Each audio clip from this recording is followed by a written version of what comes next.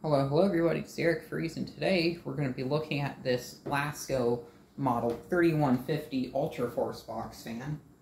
I'm not too sure of the date on this one. I guess 99 for 2000, since this has the full-size motor, but it has the pedal blades. It's kind of hard to see the information since it is so... Is that 99 for 2000, so it was right. Model 3750. So 1.5 amps, I think is what that says. That's about all I can see. It's a style CN60, I think. And the case on this is just absolutely rusty on the bottom. It looks really bad. The backside of the fan, the grills on it are in surprisingly good shape. Has a Marco motor in it. I did replace the cord on it. When I got it, the original cord on it was cut. This is one of the fans I really wanted to get. I really like these, and I wanted to get one of these 3750s. This one has the Ultra branding. It doesn't say Ultra Force, but it just says Ultra. Has a thermostat and a free speed switch on the top. Has both of its knobs still, thankfully, because apparently the knobs on these, they're known to break. At least I think someone said that. These things are so weird, and it is quite the sleeper. I would say if I was in my early days of collecting fans and I was pretty much just overwhelmed by how good vintage fans were, I would be quite impressed by this model. This model doesn't look like it would perform nearly as good as some of the vintage fans, but I would say that this fan rivals pretty much almost every single plastic blade fan made before this one, or just any plastic blade box fan ever made. I think this is the most powerful, and also it rivals a lot of the respectable metal blade box fans. I don't think it's nearly as powerful as like an old General Electric W12 or a or older Emerson from the 50s, or a 50s Lasko. Those are just the ones I can think of, but this, I will say, this moves more air than a Lakewood P23 and those old Hunter EXL box fans with the metal blades and the, drawing a blank on it, the Keller Electric box fans with the metal blades, because those are the only ones I've really experienced before. So, yeah, this fan, pretty much, it overperforms a lot of those, even, I'd say, 70s Laskos with metal blades as well. So, very, very respectable fan, and I don't care if collectors just chime into the comments saying that I'm wrong, and that this fan is a piece of junk. At some point in time, when I do get this thing fully restored, I will do a head-on-head comparison against this to a Lakewood P23 and a Lakewood S223, and what else do I have that I could probably compare it to? I think those would probably be the best ones, because I got rid of all my other metal blade box fans. I sold them to a different collector. All the ones I had were Lakewoods. I'll compare it to a D-blade Lasko for the heck of it. But there's several reasons why this fan just works super good. The first one is this front grille. This has a full Venturi-style front grille, so these corners are pretty much just kind of covered. I know there were some very early versions of the Weather Shield that used this grille, but I believe it was mostly just the 3750 throughout its production life that used this. I believe the 3750, I believe, was introduced in '97 and utilized a D-blade and looked exactly like this. The center badge is a bit different. I think it said Lasko Ultra Force or something like that. I knew some of them just said Ultra on them, and it was molded into the plastic. It kind of depended on model. And then later on, I think for a year or so, they made them with the full-size motor and pedal blade. When the pedal blade was introduced, I think this combination is the best, the one with the pedal blade and the full-size motor. But I haven't experienced one of these before for D-blade. I think I have a spare D-blade I can throw on this and try out. I might do that and see how it runs. And then they made them with the recalled motor. I haven't seen a Lasko branded one before with the recalled motor, but the General Electric branded ones that were sold at Walmart in the year of 2000, those have the recalled motor. I believe those were sold from 2000 through 2001 is what those are dated as. I actually saw one of those in person today, which is actually the reason why I decided to make this video, because I want to make a video of this before I restore it for some reason. And those things, they still throw out the air. I would still say those rival a lot of respectable vintage box fans. So, yeah. Really, really awesome fan. The back grill on these, I really like the design of these. I saw these a lot as a kid growing up with the Lasko logo on the back. Much like Jordan U, growing up there was one of these that was a premium that one of my friends had. I actually got the same instance of that fan. I think it's it's in the basement. If it was up here, I'd show it to you. But the same exact back grill. Major childhood fan. I have a lot of good memories of seeing that fan in service growing up. So I really am quite fond of this grill design with the full-size motor poking through. I think it's really cool, especially paired with the pedal blades. So really nice. I think that's all I got to say on that. I just wanted to show it off. It also says Lasko on the back. The GE counterpart doesn't. Now, I'm not too familiar with the GE counterpart. The one I saw today was pretty much like that. It was pretty much like this, but it had gray grills and a dark gray blade, similar to the blade set that was used on some of the Water Shield fans. Oh yeah, and I forgot to mention, I believe I don't know if it was called the 3750, but I know from, I think, 2010 to 2017, Lasko re-released the variant of the 3750. They called it the Water Shield Select. It used a style of grill. I think it had a dark gray case and black grills and blade. I'd like to get myself one of those. I believe David has one, and Jordan U has one. I think, and Tori probably has one, knowing him. But I know for sure both Jordan and David have one. So those are kind of high up on my want list. I don't think there's much that special about those, but I'm curious how those perform. Those are probably very powerful as well. I'm not too sure. Maybe to use a thinner blade. These very early pedal blades are very steeply pitched. They have a lot of pitch to them. They just grab the air and throw it. The deep blades, I feel like they do a better job at this, but the air velocity with the pedal blades is just crazy high.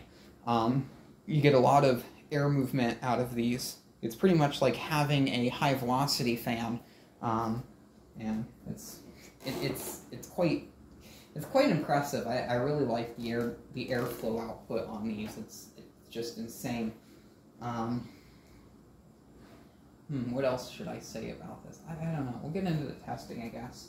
Actually, no, I'll kind of tell the story, I guess, but I got a lead from a friend of some lawnmowers that were sitting behind someone's house, so I asked the person about the lawnmowers, and he went out and showed me, and when I went to go see that, he had this box fan sitting out back right next to those mowers. I couldn't see it from the road, as well as some small high-velocity fans. One of them was a Room Essentials 9-inch, and the other one was a Massey. I actually still have the Massey, and out of all the Masseys I own, it's actually the best one. Actually, I got rid of my other two Masseys. One of them was a Mainstays counterpart, and the other one was a normal Massey. I think I sold both of those just a few weeks ago, and I got a good bit of money off of those. I think I sold them for about $10 a piece, so $20, and I probably wasted it on gas money for my mower, but there was that.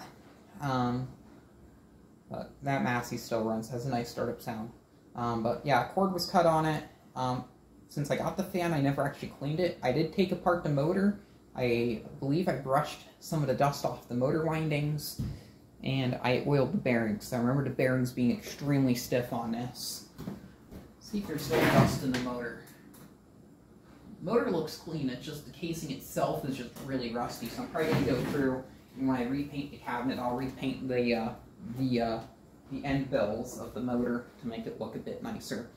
So there's that. So here's low speed.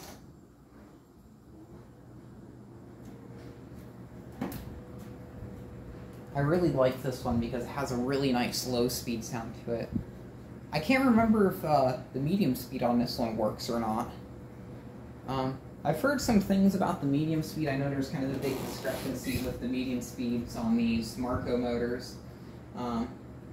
They tend to just kind of spoil and pretty much just be like medium speed, but with a bit more of a louder motor whine and more current consumption, but move the same amount of air. I've only had one fan I encountered, which was a Galaxy, I think it's a 1433 or something, I don't remember, but one of those older Galaxy box and square cabinet, free speed, with the plastic motors, and it had that issue. The motor also made a lot of noise, so I think the motor needed revarnished. I got the motor revarnished on it, and the fan runs perfect now. So I wonder if it's just the thing about the motors needing varnish. I think there was another one of these that I had. It was a 90s model with the metal Marco motor. I did do a clean service on that one, and after removing some dust off of the motor, the medium speed improved. So I'm not too sure what that's about. I don't know if it's like a mixture of bearing issues, or if it's something to do with the dust on the motor making the motor run hotter, or just have the dust maybe messes with the conductivity of the motor, making the medium speed different. I don't know. That's just some of the theories that I have with that. See if the medium speed on this works.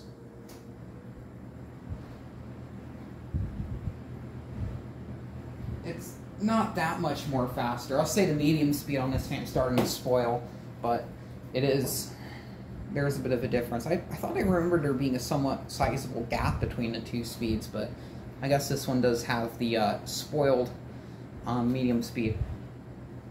I'll try to see first with getting the motor clean and getting the bearings redone. If it still behaves like this, I'll take it apart again and get the motor varnished. Don't want to varnish the motor if I don't have to, because that's a lot of work. Well, I don't do it, I pay someone else to do it, but yeah. And then here's high speed. I don't know if this will fall over or not, because these are crazy powerful. This one's a bit out of balance, but it does in fact work. You probably can't hear me over the wind noise. The air movement from this fan really does carry, though. It always impresses me every time I run one of these, just with how powerful it is. It's also a lot quieter than I remember. I don't remember these being that loud. Maybe it's just the room that I'm in. Definitely want to do a head-on-head comparison against this in a plastic blade link, but maybe a first gen or a second gen. I think the second gens are a bit quieter, so I'll probably compare this with a second gen Lakewood. I just don't have a functioning second gen Lakewood. I have a functioning Rosen, so maybe that works. Those run a bit slower though. Here's the thermostat. I actually just blew a whole bunch of papers off this table, so let me fix that and put this. Okay. Yeah, bearings I'll say are fairly free. Here.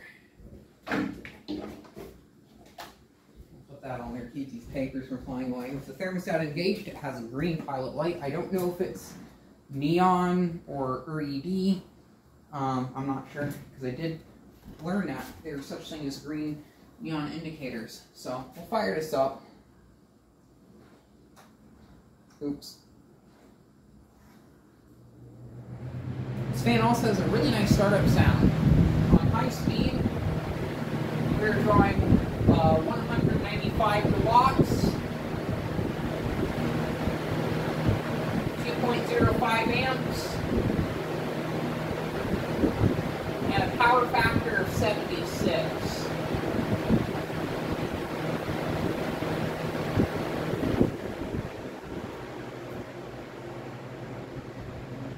Let it get down to medium speed. Oh yeah, this fan also has stand holes on the side. I don't know if the GE counterpart had those or not. I'll have to check.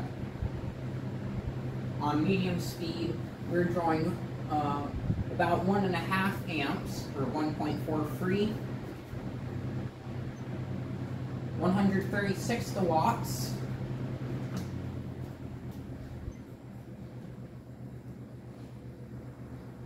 On low speed, we have 1.6 amps. Oops. And 99 watts. I don't know what the difference is between this, because we'll just go with amps. 1.06. And then if I up it to medium, 1.45. I feel a bit of a difference. I don't think the medium speed on this fan's completely spoiled like some of the other ones I've seen where it just literally just feels unchanged.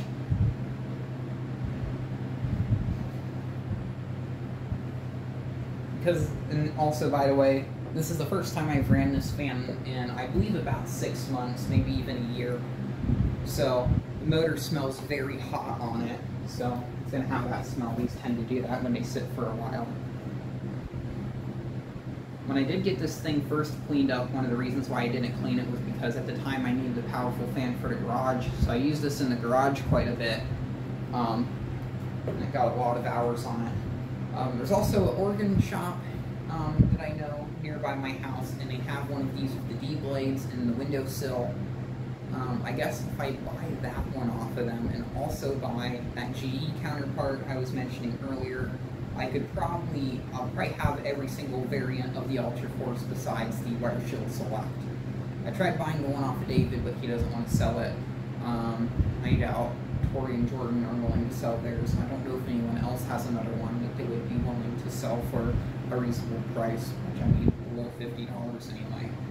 But I'd love to definitely get one of those at some point, because I think that would be a perfect fan to use in the bedroom.